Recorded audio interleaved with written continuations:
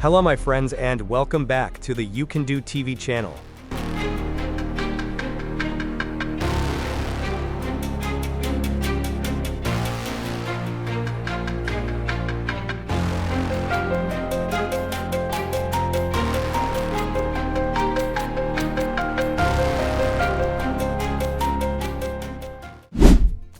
The extraction process begins with controlled blasting, using advanced laser profiling and staggered blasting techniques to minimize noise and vibrations. This carefully monitored process ensures maximum safety and efficiency, while keeping environmental impact low.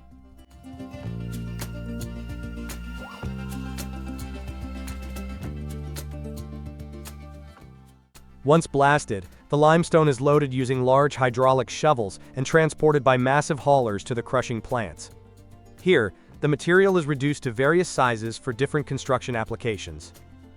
To suppress dust, Stephen Rock uses encapsulated crushing facilities, water sprays on hauling roads and conveyors, fog cannons at stockpiles, and wheel washing systems for trucks leaving the site.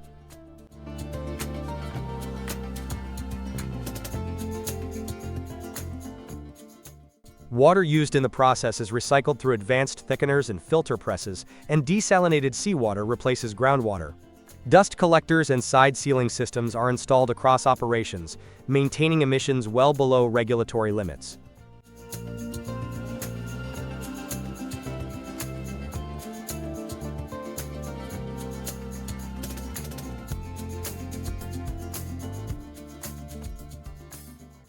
Crushed limestone is conveyed instead of hauled where possible to reduce fuel use and emissions. Modern conveyors equipped with dust control measures move the material efficiently across the site. A special crusting agent is also applied to fine aggregates and waste piles to prevent airborne dust.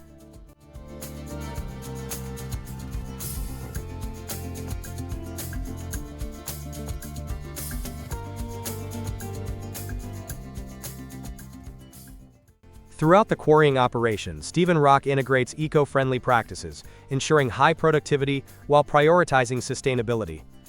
Trees are planted continuously around the site, and investments in solar energy, noise barriers, and cleaner transport further reflect their commitment to sustainable limestone extraction.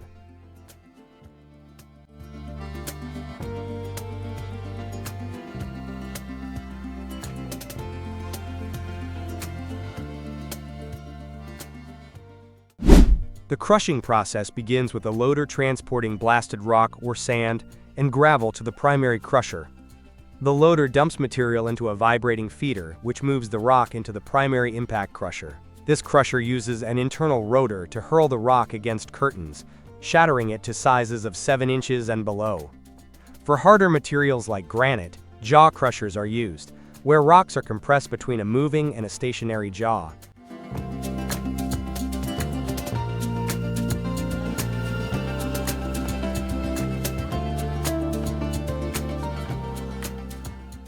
The crushed material is conveyed to a large bin, which regulates flow and ensures consistent feed into the screening plant. The screening plant separates material by size using vibrating wire mesh decks. Stones smaller than 2 inches fall through, while larger material moves to side conveyors for secondary crushing.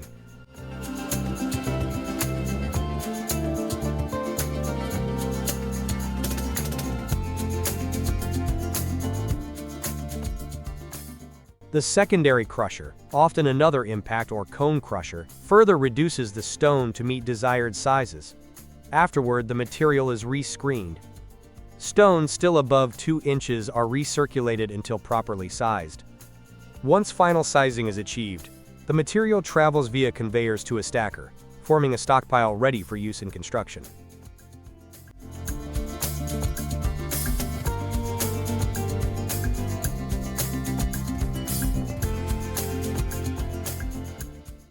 Workers began by using small excavators to collect and transport the smaller rocks needed for the core layer of the breakwater. These rocks were moved from the stockpile to the construction area, where they were carefully placed to form a stable internal foundation.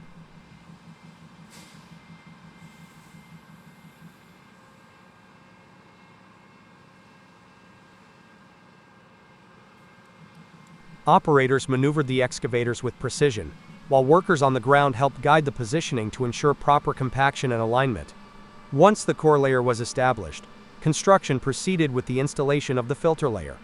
This layer consisted of medium-sized stones, which served to prevent the movement of finer materials and enhance the structural integrity of the breakwater. The rocks were transported to the site using a front-end loader, which carried large batches at a time.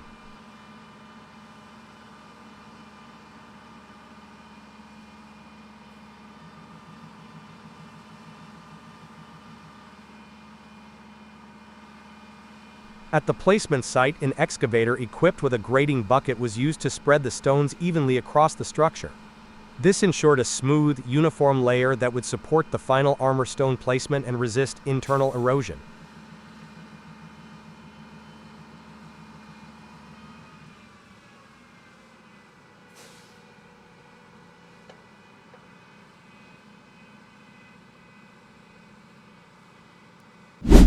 To install a combi-wall using a jack-up barge, the barge is first positioned precisely with the help of a setting-out engineer and equipment.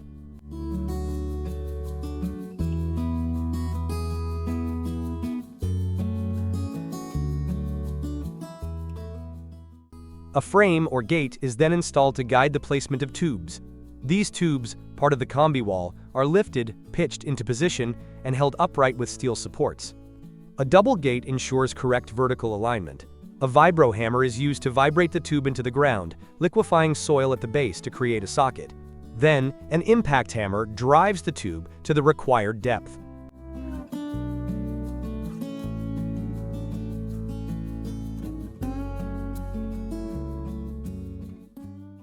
Once tubes are installed, sheet piles are pitched on a single clutch, aligned and lowered into place.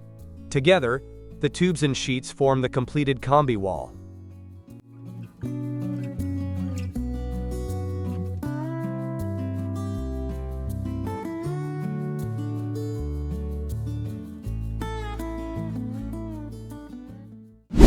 The installation of the protective belt in Monaco began in 2018 and involved the precise placement of 18 massive reinforced concrete caissons. Each caisson, trapezoidal in shape, was transported by sea and guided to its designated location by two multi-cat vessels equipped with 360 degrees azimuthal propellers, allowing for fine manual adjustments.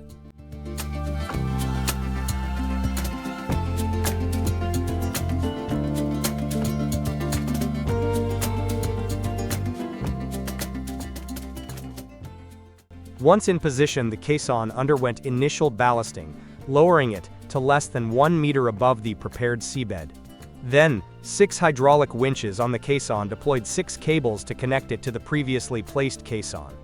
Topographic monitoring equipment on board continuously provided real-time position data, enabling the operations manager to adjust cable tension and align the caisson with centimetric precision.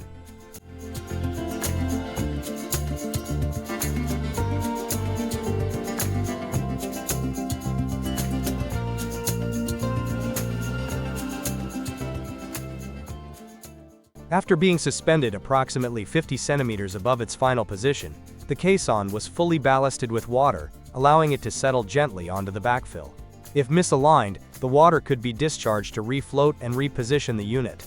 Once correctly placed, the liquid ballast was replaced with 0.20 grain sand to ensure solid ballasting. Water was pumped out during this stage to minimize turbidity, discharging only clear water into the sea. Each caisson reached a final weight of 24,000 tons.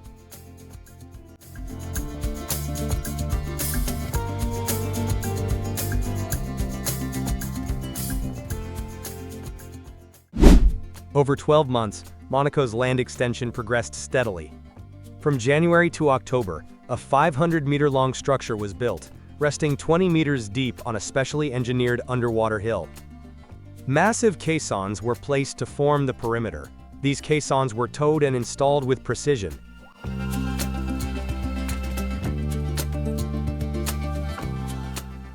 By summer, the entire protective belt was completed. Then, backfilling began using 400,000 cubic meters of sand to fill the internal surface. This phase prepared the area for future development, ultimately enabling the creation of 6 additional hectares by the end of 2019.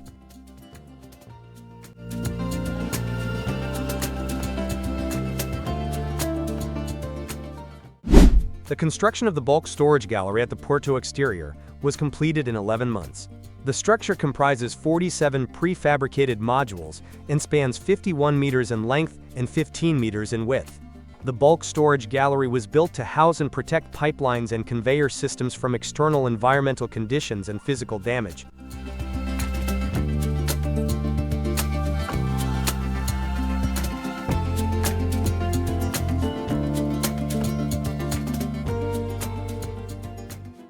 The foundation work began with the preparation of the breakwater, including the placement of large concrete blocks weighing 52 and 150 tons. These blocks formed the base structure of the breakwater and running surface, designed to support the movement of heavy transport systems.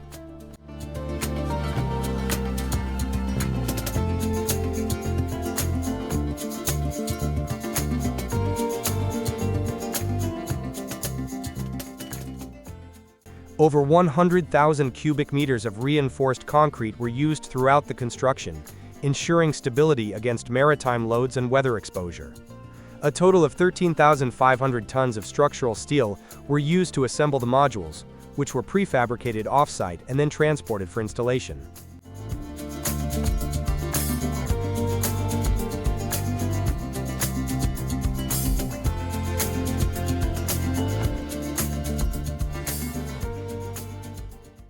Each module was mounted sequentially along the length of the bulk storage gallery, with precise alignment facilitated by heavy lifting machinery and guided by the crowning slab and back wall. The head of the bulk storage gallery and impact area were reinforced with extra concrete and steel to absorb wave energy and ensure structural integrity.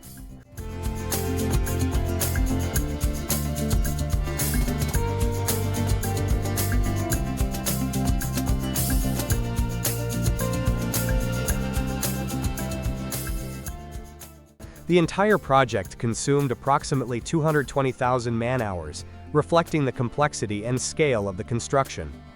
The resulting bulk storage gallery offers robust, long-term protection for bulk handling systems operating within the port infrastructure.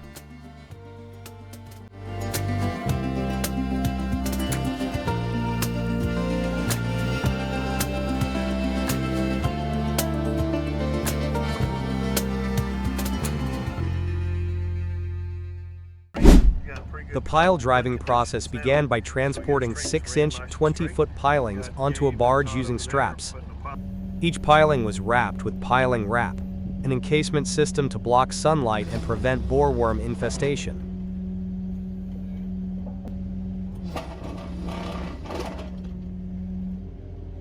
The wrap extended a foot below ground and a foot above the high tide line, secured using stainless steel fasteners. Pilings were driven into the soil using a vibratory hammer. No jet pumping was used. Each was embedded 9 to 10 feet deep. Alignment was constantly checked and adjusted during driving to ensure verticality.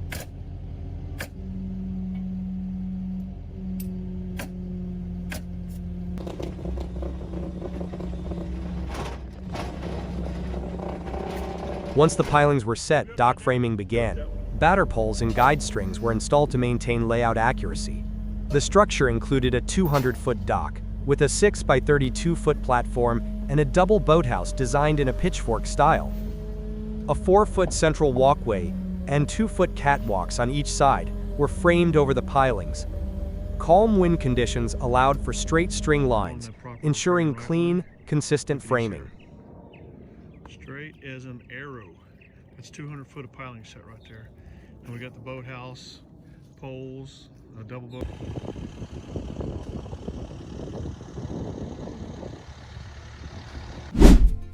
The construction of 22 large concrete caissons for the expansion of Aberdeen Port was carried out at the outer port of A Coruña, using Acciona's floating dock Cugira. Each caisson measured approximately 60 meters in length, 24 meters in width, and weighed over 15,000 tons.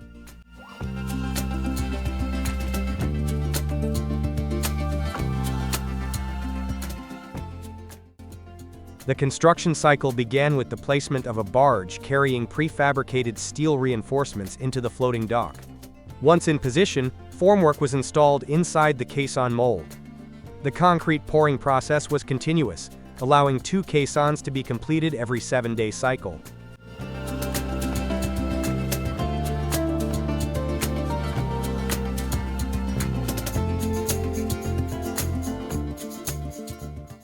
Using a slip-form system, the caisson walls were constructed, while the base slab had already been cast. As the concrete was poured, the increasing weight caused the structure to gradually sink into the water. Throughout this phase, constant monitoring ensured structural integrity and uniform submersion.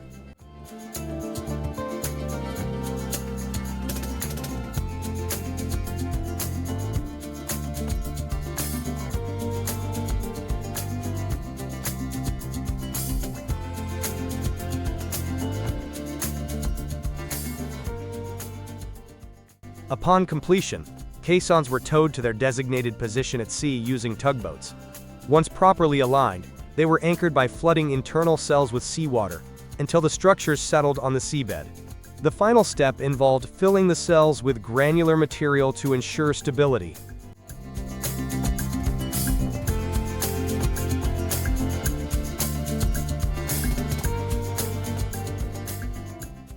The entire manufacturing process from formwork assembly to steel installation and concreting was performed at Punta Langostera, chosen for its deep draft, over 30 meters, large surface area, and logistical expertise.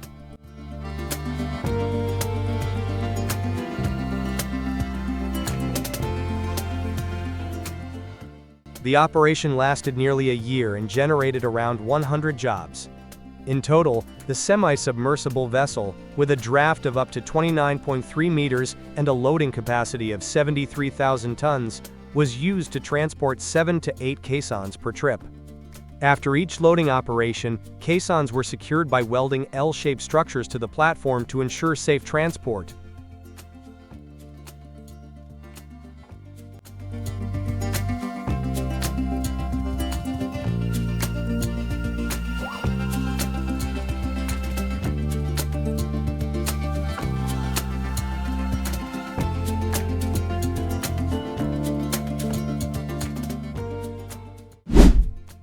The fabrication process of the concrete caissons at Langostera for the Port of Aberdeen utilizes a floating dry dock system to construct 22 large-scale reinforced concrete structures. Each caisson is built in a controlled dry environment, where reinforcement cages are precisely assembled. High-performance concrete is then placed in successive layers using pumping systems and internal vibrators to ensure optimal compaction and structural integrity. After curing, the caissons are refloated, maneuvered to an offshore storage area, and prepared for maritime transport to Scotland.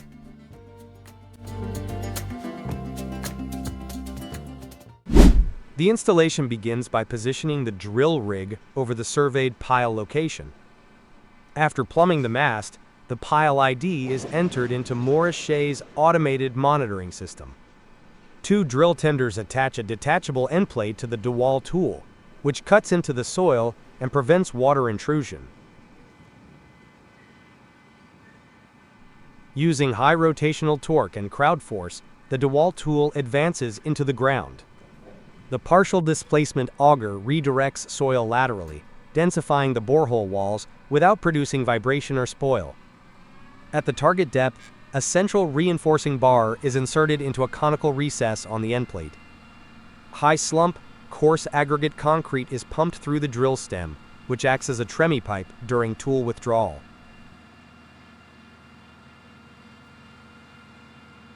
Reverse flights assist with soil recompaction, optimizing concrete use. A prefabricated steel cage is placed into the fresh concrete to complete the pile. DeWalt piles range from 12 to 24 inches in diameter, with typical lengths exceeding 100 feet and capacities over 500 tons. Noise levels are limited to 70 decibels at 100 feet.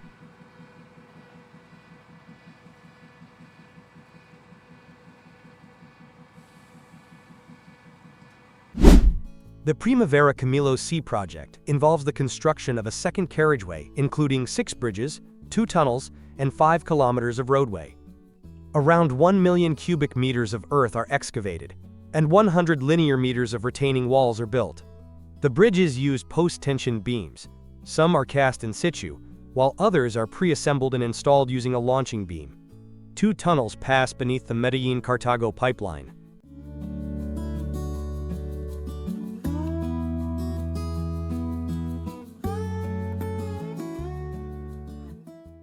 Two major bridges are built using successive cantilever segments, with spans reaching 125 meters and total lengths of up to 250 meters. High-performance concrete, ranging from 2,500 to 6,000 psi, is used across all structures, achieving early strength within 40 hours.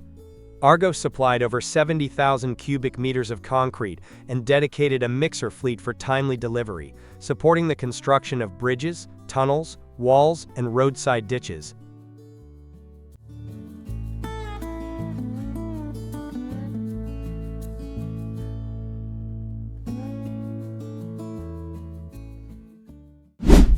The construction began by addressing seismic vulnerability due to uneven pier heights ranging from 15 to 50 meters. Each of the 10 piers was cut at the base using diamond saws with water abrasion, slicing through both concrete and internal steel reinforcement. Hydraulic jacks of 700 tons, capacity about 20 in total, were used to lift the bridge. Once elevated, 4 seismic isolators, specially designed and manufactured in Germany, were installed under each pier. After placement, the piers were carefully lowered to rest on the isolators, enabling seismic flexibility.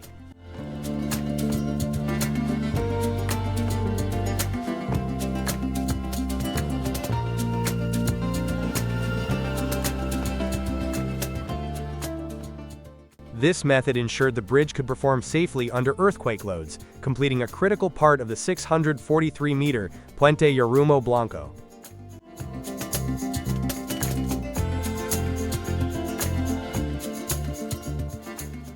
Construction at the Portier roundabout involves creating underground infrastructure 9 meters deep, including stormwater basins, gas, electricity, and wastewater networks.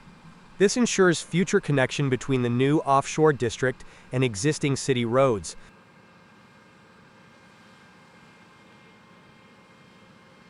An underground way in and out of the public parking is also being built. These operations are vital to link the coastal extension and provide access for pedestrians and vehicles. The installation process of free-issue AZ sheet piles involved sequential operations. Each pile was lifted and accurately interlocked. A vibratory hammer was then secured to the pile, which was aligned vertically within specified tolerances.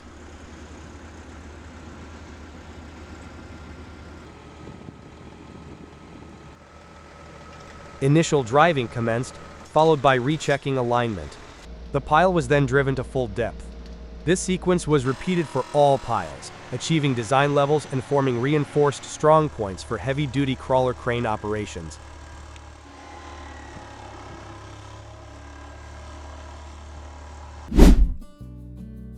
Construction began with the formation of a temporary bund to enable berthing of floating vessels and facilitate the delivery of construction materials to the offshore site. Once the bund was completed, piling operations commenced.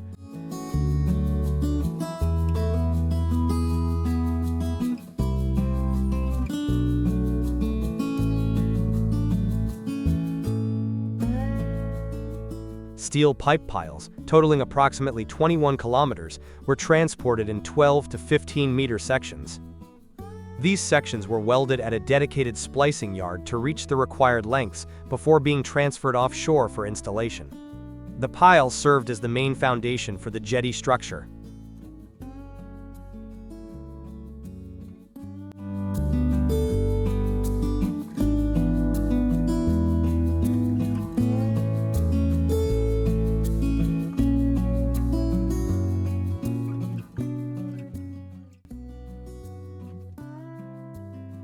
Deployed the self-elevating monohull platform Samrat to carry out piling operations. With its 600-ton crane and 460-meter spuds, Samrat lifted, positioned, and drove piles into the seabed. Vibro hammers and hydraulic piling hammers were used to install each pile with precision. Smaller jack-up platforms, Maharaja and Maharani, supported this operation to maximize productivity.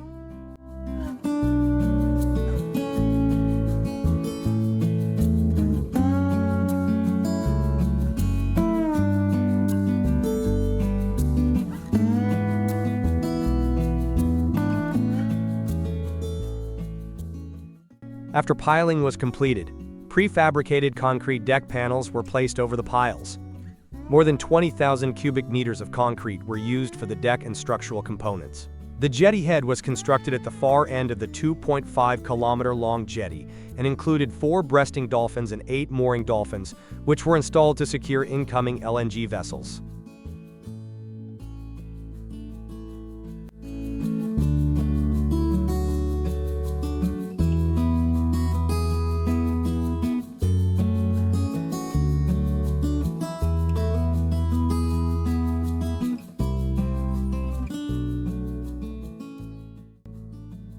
A network of steel catwalks was erected to connect the jetty head, breasting dolphins, and mooring dolphins.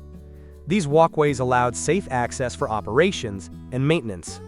Electronic systems and precision tools were used throughout the process to ensure correct alignment and structural integrity.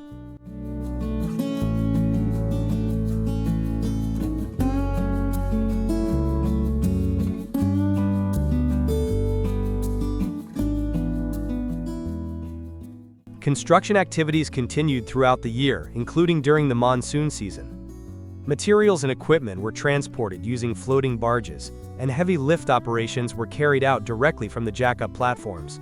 All major construction stages from pile installation to deck placement and dolphin erection were completed, using offshore equipment designed for stability and efficiency.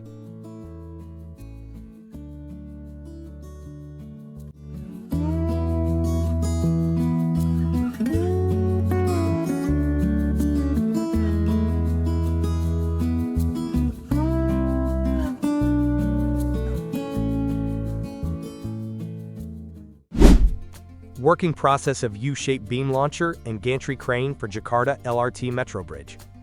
2 gantry cranes first lift and erect a U-shaped girder onto the span. This initial girder acts as the base for assembling the U-150 beam launcher, which is then positioned on the erected span. The launcher features a double girder main structure and is assembled using the gantry cranes.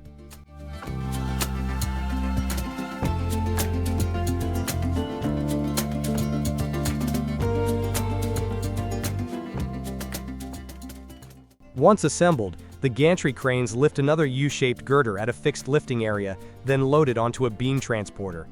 The beam transporter feeds the girder into the rear of the launcher. The launcher supports a maximum lifting weight of 150 to 200 tons and a maximum lifting height of less than 10 meters.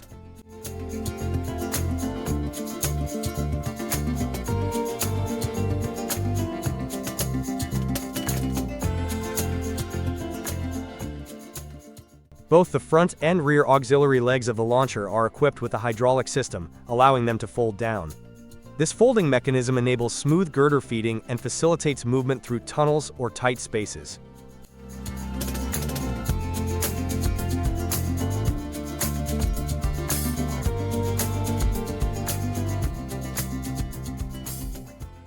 The launcher uses a modular truss beam structure, which can be adjusted by removing 1 or 2 pairs of trusses. This allows it to operate on an extremely small curve radius of 125 meters. The beam launcher can move bidirectionally, enabling both forward and backward erection of girders.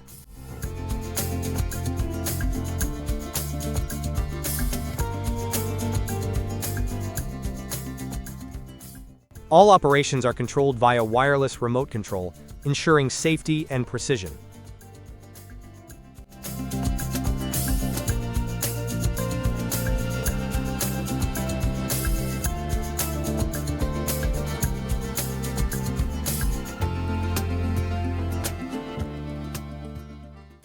The construction of the La Linea tunnel followed a sequence of excavation, primary support, and final lining. A pilot tunnel was first developed using 40,000 cubic meters of concrete. The main tunnel used approximately 650,000 cubic meters of concrete and 220,000 tons of cement. Shotcrete was applied immediately after excavation for structural support. For final lining, high-performance concrete with a compressive strength of 28 megapascals at 3 days was used.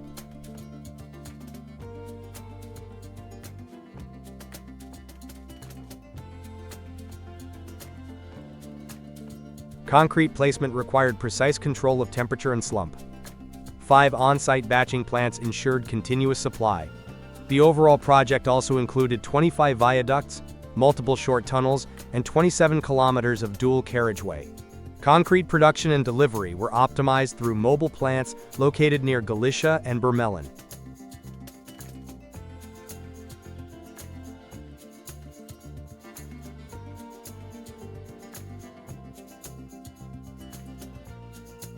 Construction of the La Linea Tunnel, part of the Central Andes Crossing Project, is progressing across 5 active fronts. The pilot tunnel is 87% complete. Assembly of tunnel formwork and advanced cars is underway using specialized machinery. More than 18 kilometers of second carriageways are being built in Tolima and Quindio. At the Americas Interchange, 3 kilometers of complementary works, including 1.8 kilometers of tunnels, are ongoing. The project also includes a 300-meter spiral bridge and advanced tunnel systems installation.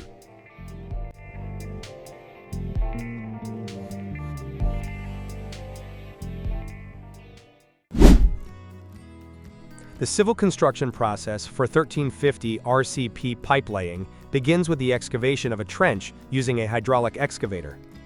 The trench is carefully dug to achieve the required depth, width, and gradient to accommodate the large diameter pipe.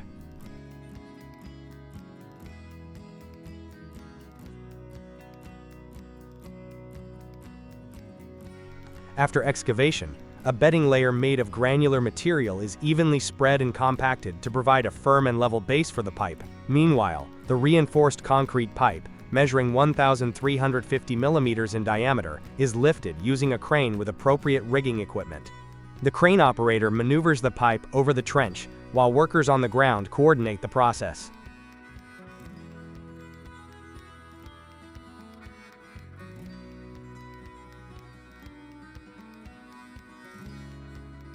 Using ropes and hand signals, the workers guide the pipe into alignment with the trench and existing pipeline.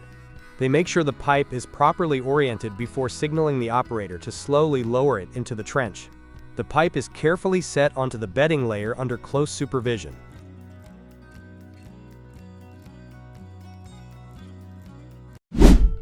At the construction site, prefabricated GFK components such as pipe modules, up to DN3000, end caps, partition walls, access shafts, and integrated control units are delivered in a ready-to-install state. The lightweight material allows for easy handling without heavy lifting equipment, even in remote or restricted access locations.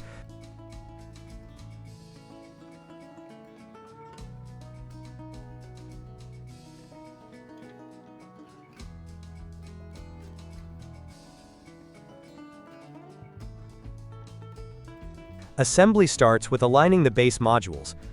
Using the Ameblu coupling system, pipe sections are securely joined to form a watertight structure. Depending on the project, the tank can be configured as a single or multi-chamber system. Chamber walls are installed either at the ends or transversely, allowing for flexible design.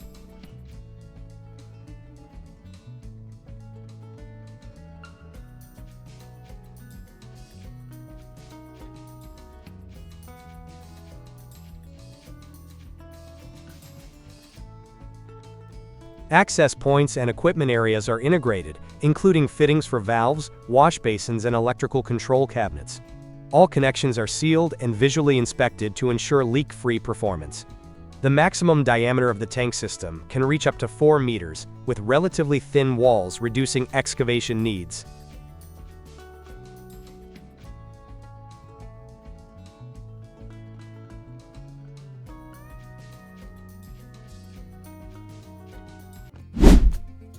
The process of assembling the suspended structure with truss beams begins with the anchoring of the structure at the end frames to a braced frame. This frame, starting from the building's base, is securely fixed to the reinforced concrete structure of the staircase.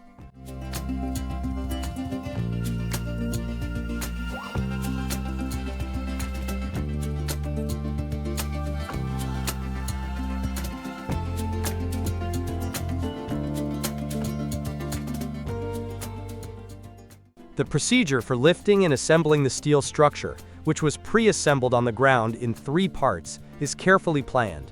First, the base truss plate is installed, followed by the intermediate framework, and finally, the second-level framework and roof structure are mounted.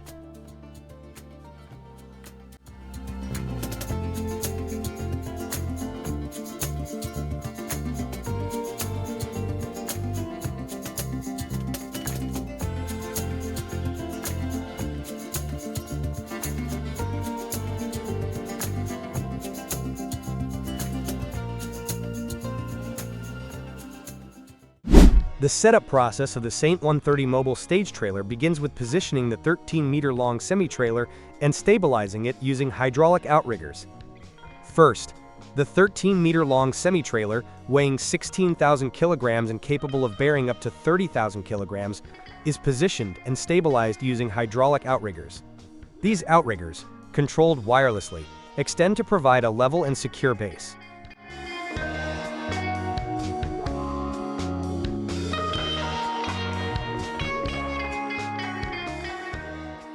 Next, the stage unfolds hydraulically. The roof section rises automatically, supported by aluminum truss columns. Manual adjustments can further extend the stage area up to 160 square meters. The side walls and backdrop are deployed, with optional LED screens, P5 or P3, integrated into the rear and side walls. Decorative stage skirts are added to enhance appearance. The roof structure includes mounts for optional lighting and sound systems. A generator trailer may be attached if power supply is needed.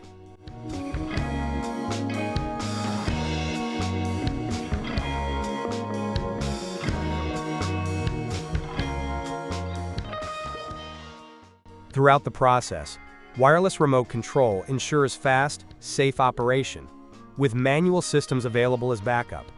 Complete stage setup takes approximately 20 minutes, making the ST-130 an ideal solution for rapid outdoor event deployment.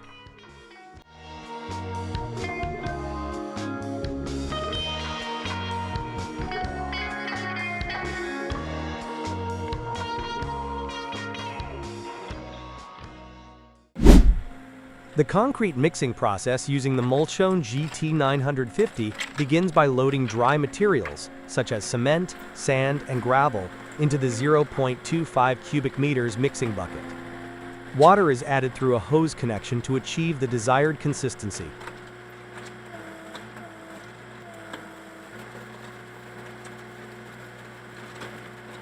The machine's hydraulic-driven mixing shaft rotates to blend the components thoroughly. Within minutes, a homogeneous concrete mix is ready.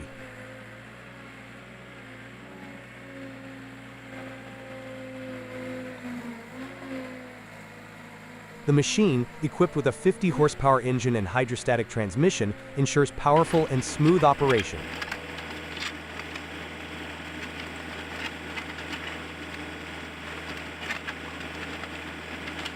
With an articulated chassis and compact dimensions, it offers excellent maneuverability on job sites. Once mixing is complete, the operator drives the machine to the pouring location and tilts the bucket to discharge the concrete precisely. The design allows for accurate placement with minimal waste.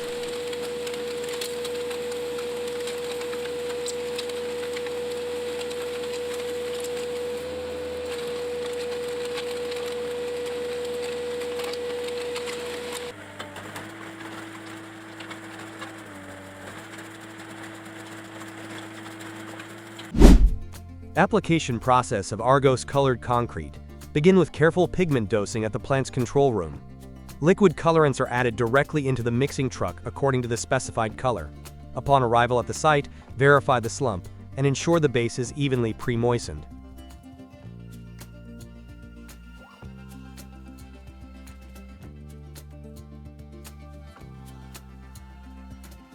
Prepare tools such as magnesium floats, edgers, joint markers, texture brushes, sprayers, and stamp molds. Pour the concrete into the forms, level it, and float the surface with a magnesium trowel to promote even evaporation. Use appropriate tools to define edges and joints. Avoid sealing the surface too early or adding water, as these affect color and finish. For a smooth finish, use magnesium trowels early and steel trowels after the bleed water evaporates.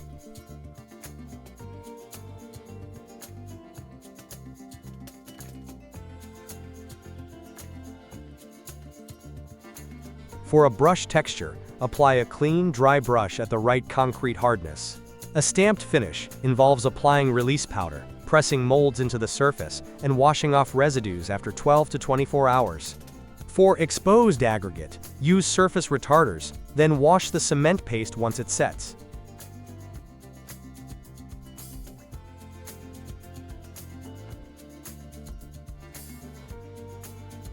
A power trowel finish requires the concrete to be firm enough to support the machine. Start with pans, then switch to plastic, and finally metal blades for the final finish.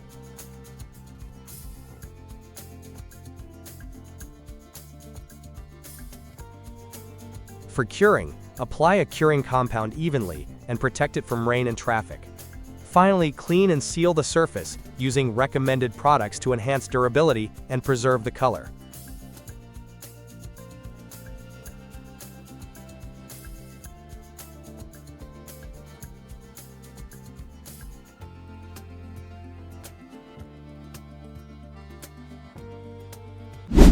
The process of using concrete in construction begins at the production plant, where the components are mixed in a process called dosing.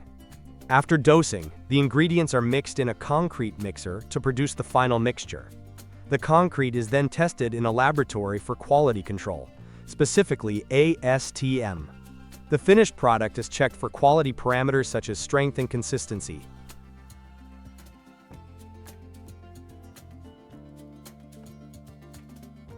Once the concrete is ready, it is transported to the construction site in mixer trucks, which maintain the concrete's movement and delay the initial setting.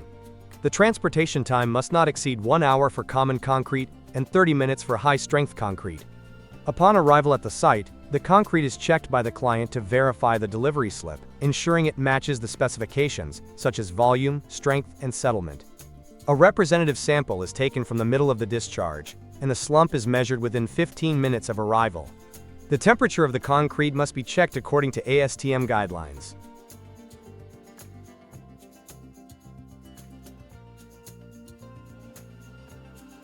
During placement, the concrete must be consolidated through vibration to eliminate air pockets.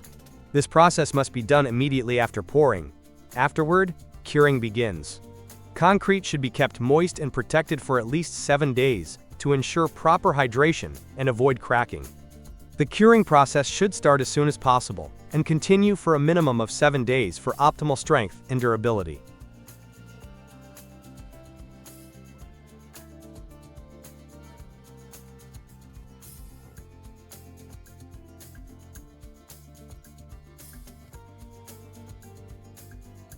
The flow water jet machine uses high-pressure water to cut through the 3/4 thick, 8 by 4 feet concrete slab.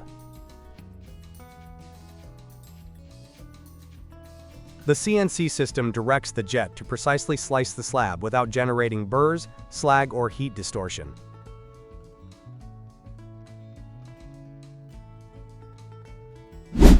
The RM120X begins by feeding oversized rock into a 2-deck vibrating pre-screen, which removes fine materials before crushing. The remaining material enters the crusher, where it is reduced into smaller sizes. A built-in magnet then extracts ferrous metals to ensure product purity.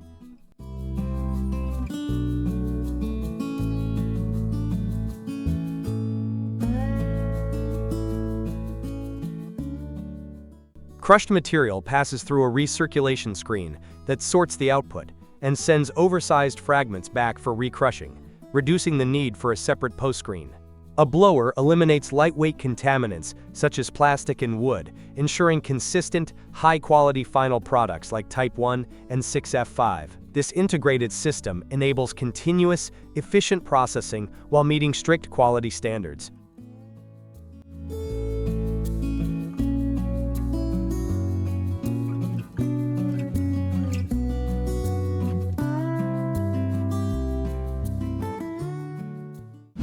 Fisher Industries constructs concrete border walls using vertical and sloped forms. Concrete is poured into forms up to 34 feet 6 inches high and cures overnight. Sections span to 400 feet. 2 parallel walls are built to create an end seal.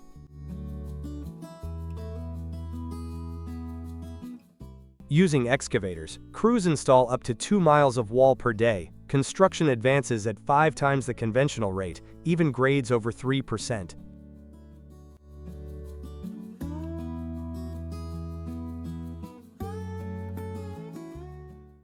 Operation process of the concrete batching plant.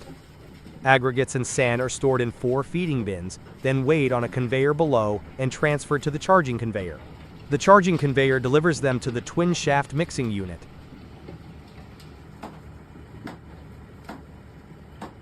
Cement, water, and additives are separately weighed in hoppers above the mixer and discharged into the mixer for homogeneous blending. The mixed concrete is then discharged at a height of 4 meters. All operations are controlled via a PLC-based panel with a touchscreen interface.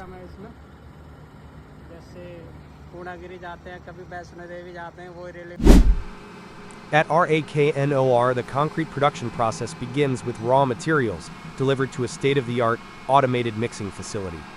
This system can produce multicolored face mixes, enabling a wide variety of design options. The prepared concrete is transferred via flying buckets to feeding hoppers, where the unique multicolor system customizes the surface design and color according to specifications.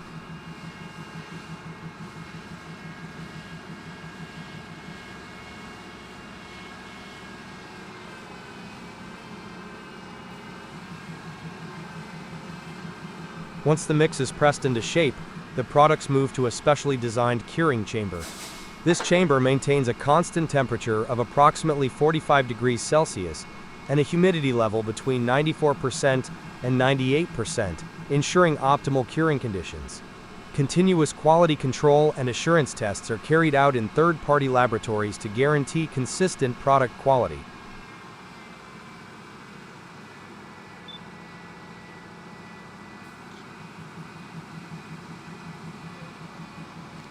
After curing, the concrete units proceed to the dry side for inspection.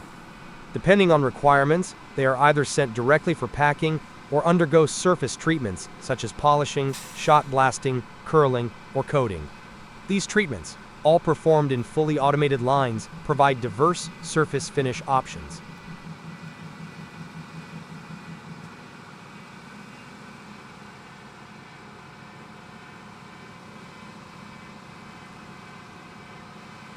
Advanced robotic systems handle the efficient transfer of finished products to the packing line, where they are prepared for shipment. Additionally, in-house water recycling and dust extraction systems are integrated to support environmentally sustainable production.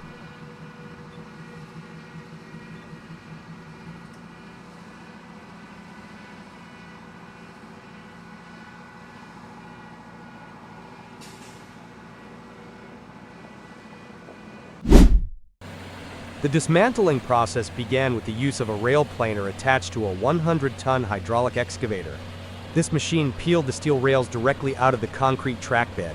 As the rail was exposed, a hydraulic blade mounted on the same machine cut it into 5.5-meter segments.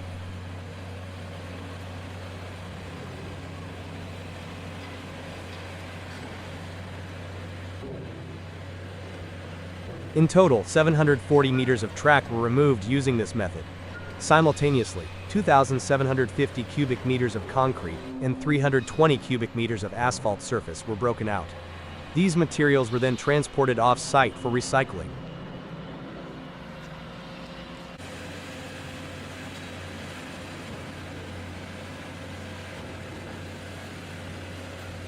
Heavy machinery was deployed in tight coordination. 3 100-ton excavators with rail planers carried out the rail removal, while 3 50-ton excavators equipped with hydraulic breakers demolished the surrounding concrete and pavement. Additional support came from 6 30-ton excavators, 9 mobile excavators, 2 bulldozers, and 1 crawler loader, all operating in parallel.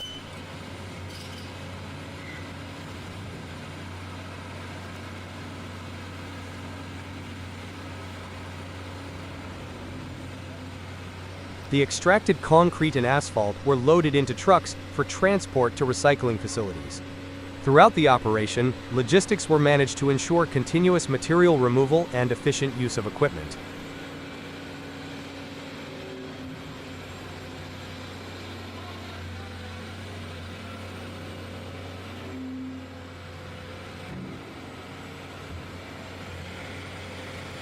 The dismantling phase also included the delivery of new base material. As the old track and foundation layers were removed, trucks delivered 1,450 tons of recycled gravel sand mix to the site for the upcoming construction phase.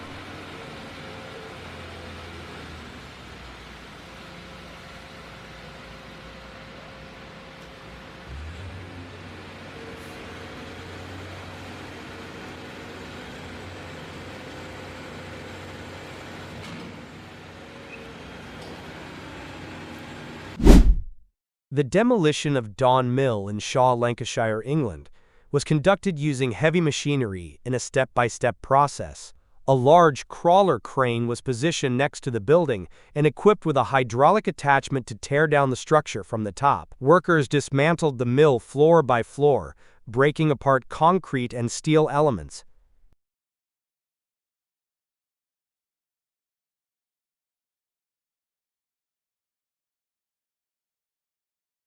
As each level was removed, the crane continued to lower its reach to the next section. Throughout the process, water was sprayed directly onto the area being demolished to suppress dust.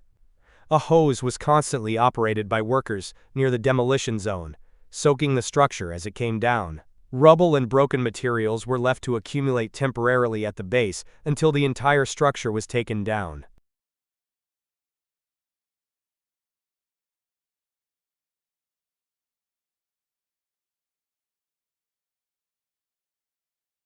This method continues at regular intervals until the vertical walls and chimney are finally completely removed. The entire process was mechanical and systematic, focusing on gradual reduction of the building's height.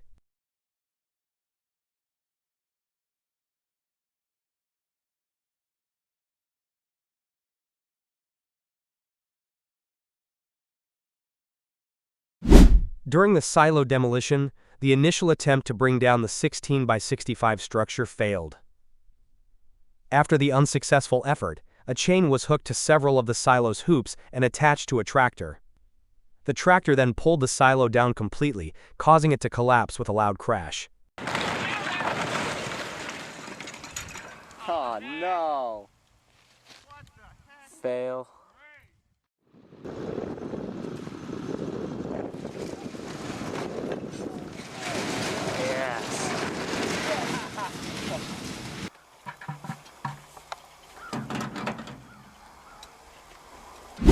The demolition process began with a wrecking ball, swung HC 238 link belt truck crane to break down the outer structure of the cold storage warehouses. This method was used for areas where the swing of the ball posed no risk to surrounding structures. However, due to concerns over the proximity of one building to neighbors and power lines, Komatsu 1250 PC with a Joule high heach and LeBounty shear was brought in for more precise work.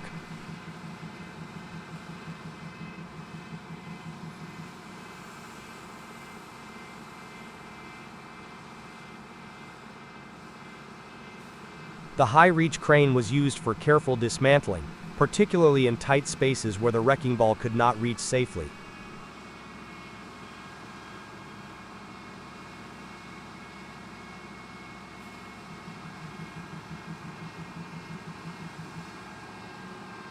The Komatsu extended boom allowed it to carefully strip the building's frameworks and remove materials, while the LeBounty shear effectively cut through steel and concrete.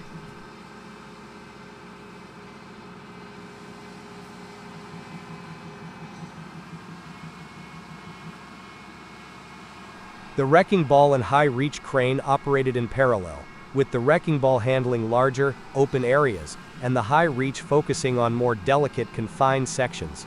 This combination of old-school and modern technology ensured a safe and efficient demolition process.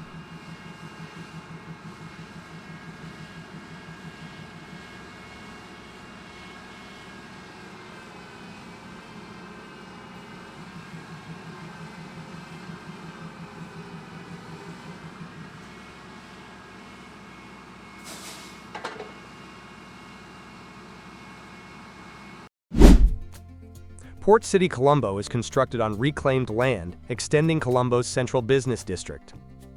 Spanning 269 hectares, the project involves building residential, office, retail, and hotel spaces.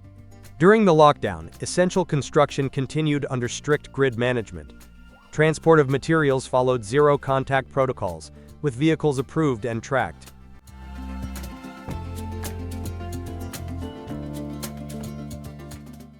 Subcontractors worked in isolated camps, each with separate living and working zones. Concrete casting and structural works were carried out overnight. Heavy machinery was reactivated as operators returned after quarantine. Despite workforce limitations, coordinated site management ensured steady progress. laying the foundation for a world-class special economic zone designed to attract global business and talent.